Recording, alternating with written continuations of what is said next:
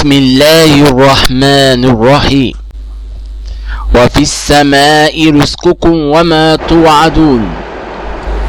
اللهم صل على سيدنا محمد الفاتح لما أغلق والخاتم لما سبق ناصر الحق بالحق والهادي إلى صراطك المستقيم وعلى آله حق قدره ومقداره العظيم. اللهم صل على سيدنا محمد صلاة العبد الحائر المحتاج الذي ضج من كل ضيق وحرج ولجأ إلى باب الكريم ففتحت له أبواب الفرج وعلى آله وصحبه وسلم. اللهم صل على سيدنا محمد الحبيب الشفيع الرؤوف الرحيم الذي أخبر عن ربه إن لله تعالى في كل نفس 100,000 فرج قريب وعلى آله وصحبه وسلم. اللهم صل على سيدنا محمد طب القلوب ودوائها وعافية الأبدان وشفائها ونور الأبصار وضيائها وروح الأرواح وسر بقائها وعلى آله وصحبه في كل لمحة ونفس عدد ما وسعه علم الله.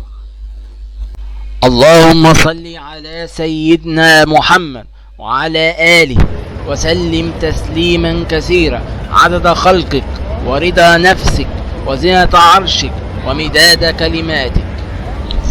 اللهم صل صلاة جلال وسلم سلام جمال على حضرة حبيبك سيدنا محمد واغشه اللهم بنورك كما غشيته سحابة التجليات الإلهية فنظر إلى وجهك الكريم وبحقيقة الحقائق كلم مولاه العظيم الذي عزه من كل سوء.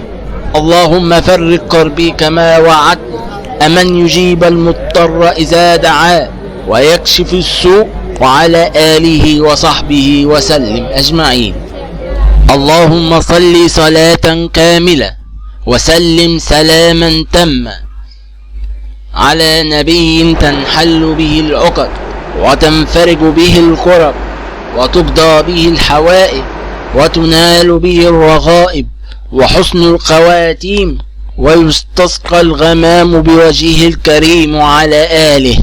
اللهم صل على سيدنا محمد عدد ما ذكره الذاكرون وعدد ما غفل عنه الغافلون.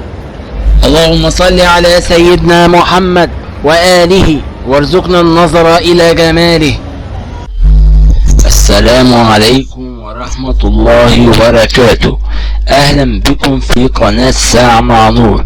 قناة ساعة مع نور قناة شاملة مميزة تشمل السياسة والترفيه والدين وكل ما يخص المجتمع وأخبار عاجلة، وقناة تعتمد في فيديوهات الرئيسية على فيديوهات مميزة للدكتور مبروك عطية وللشيخ رمضان عبد المعز والدكتورة نادية عمارة والدكتورة سعاد صالح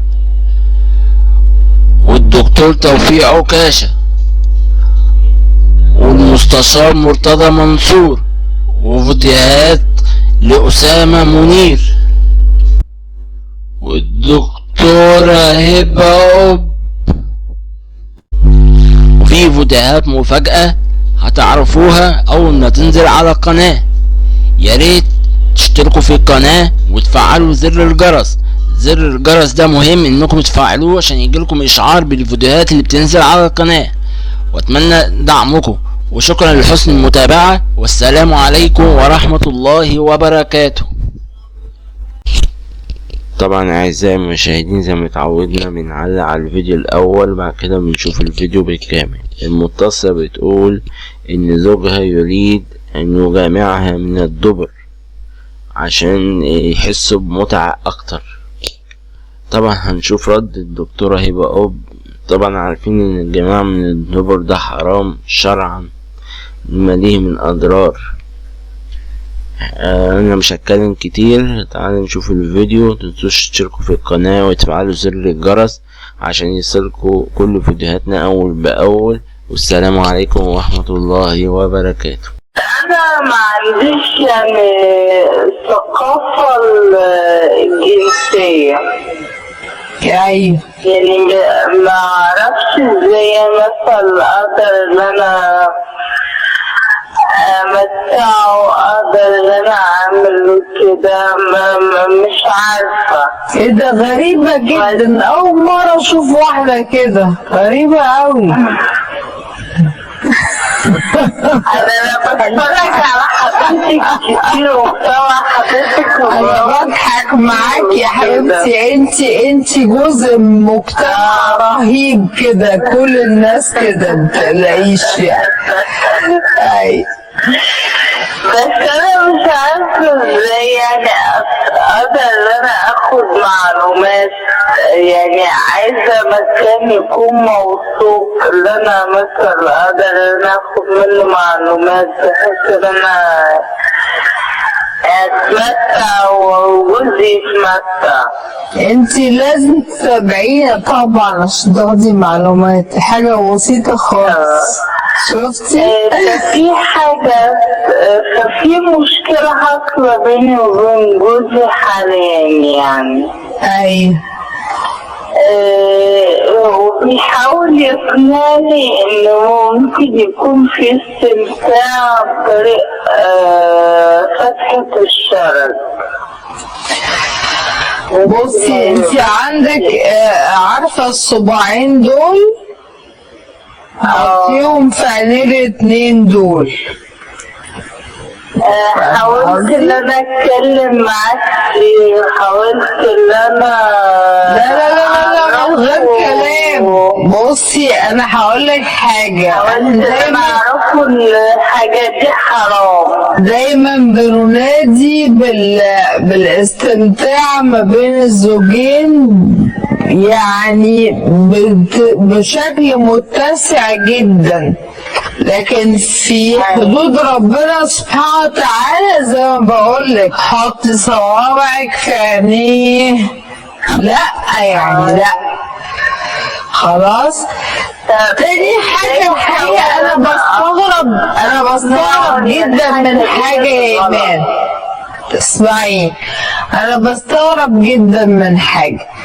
هو ربنا سبحانه وتعالى في العلاقة دي كلها سابها مطلقة ما عدا حاجتين يحلو، يعني في 8850 ألف حاجة حلال وفي حاجتين حرام بيحلو. يعني أنا الحقيقة مش فاهمة يعني. ربما ان يكون مثلا عشان نوعية استمتاعكم منقوصة زي ما انتي بتقولي، فهو بيبتدي عاوز يتبع اشياء حتى لو كانت حرام على اعتبار ان هو عايز يستمتع وخلاص. طبعا لا يعني ابدا ابدا، واوعي تخضعي واوعي تضعفي مهما كان الثمن. فاهمة قصدي؟ حتى طاعة الزوجة لزوجها دي مربوطة بانها ما يكونش فيها معصية ربنا سبحانه وتعالى. ماني، ولكن حكاية بقى انك انتي مش عارفة تمتعيه ازاي، اسأليه وشجعيه انه يقول ونفذي اللي هو عايزه طالما داخل دايرة الحلال. ما هو بيحاول يقنعني ان الحاجة دي بتستمتعوا كده، بس انا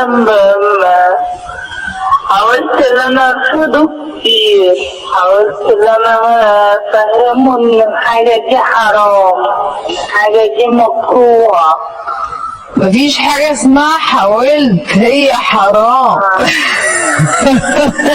يعني ايوه انا حاولت ان انا اقنعه ان الحاجة دي ربنا مش محرمها. مهم يقتنع خالص. حاجة كده. لا لا لا لا، بصي احنا ما تتفرعيش بينا، احنا مش هنقف عند ان احنا نقنعه ان حاجة دي حرام. يعني ان احنا هنبتدي نقنع الناس ان الخمر حرام؟ لا، هي المسألة منتهية يعني، فاهمة قصدي؟ فلا، انت بقولك المسألة دي مقفولة، وبالعكس انت اللي تاخدي موقف، وانت اللي تزعلي، وانت اللي تتقمصي، وانت اللي فاهمة يعني. مفيش حاجة اسمها كده يعني، إلا حدود ربنا، إلا حدود ربنا. ماشي يا إيمان؟ ماشي دكتورة، شكرا. عفو يا حبيبتي.